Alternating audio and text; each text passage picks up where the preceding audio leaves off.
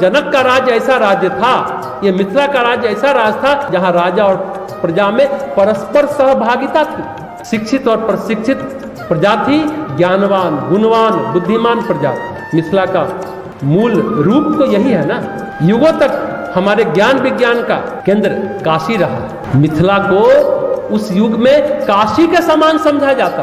वहां जहां मिथिला में परम ज्ञानी अष्टावक्र, परम ज्ञानी खुद जनक, परम ज्ञानी याज्ञवल्क्य, परम ज्ञानी विश्वामित्र, इन महर्षियों के द्वारा सुशोभित क्षेत्र ये मिथिला क्षेत्र है। मिथिला एक ऐसा स्थान है, एक ऐसी जगह है, एक ऐसा प्रांत है जहां एक छोर मैदान से मिलता है और एक छोर पहाड़ से मिलता है, हिमालय पहाड़ से। हिमालय की छाया में और गंगा तट के पास, सच पूछे दोनों के बीच मिथिला बसा हुआ है। तुलसीदास जी कहते हैं ऐसे सुंदर ज्ञान के घर में माता सीता रहती है। क्या बात है, ऐसे सुंदर ज्ञान के घर में माता सीता रहती है। ये मिथिला, माता सीता बुद्धिमती थी ही, उनकी सख्या भी जितनी रूपवती भी थी और ज्ञानवती भी। उस समय सभी देवी के मनोहर गीत गा रहे हैं। वहीं पर जलाशय के पास माता पार्वती का भव्य मंदिर था। ऐसा सुंदर मंदिर जिसका वर्णन नहीं हो सकता, देखकर मन मोहित हो जाता है।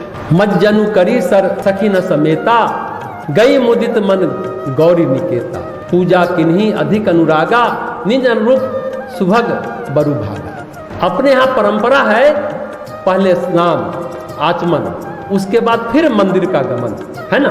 हम लोग करते हैं, घर से सभी शुद्ध होकर आते हैं, पर मंदिर के समय फिर नहाते हैं। इसलिए अपने यहाँ मंदिर नदी के किनारे, जलाशय के किनारे बनाया जाए ताकि स्नान की शुद्धि की पूर्ण व्यवस्था रहे। सीता जी भी उस मंदिर में सखी सहित स्नान कर प्रसन्न मन से माता गौरी के मंदिर में प्रवेश करती है। गिरजा माता की पूजा करती है, भक्ति से, बड़े अनुराग से करती है, बड़े प्रेम के साथ करती है और विनती करती है कि हे माता, वैसा पति मिले जो हमारे प्रकृति के अनुरूप हो, हमारे जीवन के अनुरूप हो और हमारे जीवन लक्ष्य के अनुरूप हो। वैसा वर मिले, वैसे पति का मैं वर्ण कर सकूं। बड़ा महत्वपूर्ण है ये बात। गिरजा पूजन आजकल लोग करते नहीं है ना, इसीलिए अपने मन के अनुरूप नहीं मिलता, जीवन के अनुरूप नहीं मिलता, जीवन लक्ष्य के अनुरूप पति या पत्नी नहीं मिल पाती।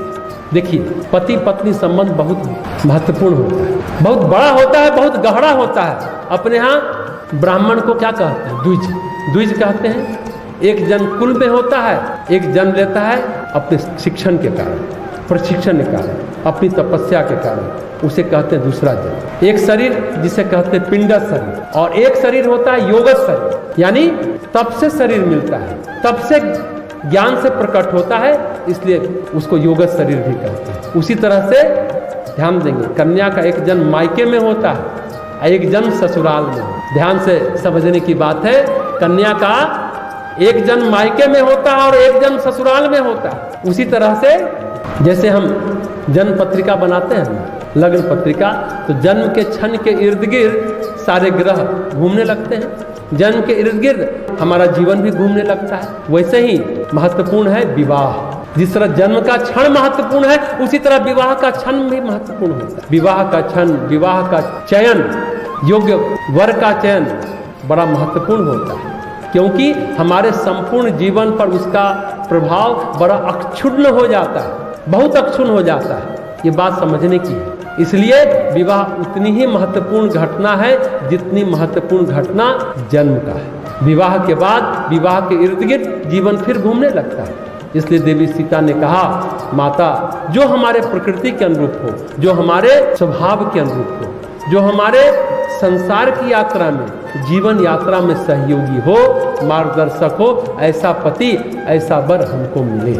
है ना महत्वपूर्ण बात, बहुत महत्वपूर्ण बात। जो हमारे स्वभाव के अनुरूप हो, जो हमारे संसार की यात्रा में, जीवन यात्रा में सहयोगी हो, अवरोधक ना हो। लेकिन आज तो शादी विवाह में देखिए अवरोध ही अवरोध, सहयोगी कहाँ है, उपयोगी कहाँ है, योगी तो बहुत बड़ी बात। मार्गदर्शक हो ऐसा पति, ऐसा वर का हम वरण करें, हमको मिले। सीता जी माँ गौरी से ये प्रार्थना करती हैं, पुष्प वाटिका के गिरजा मंदिर में, पार्वती के मंदिर में ये प्रार्थना करती हैं विवाह से पूर्व।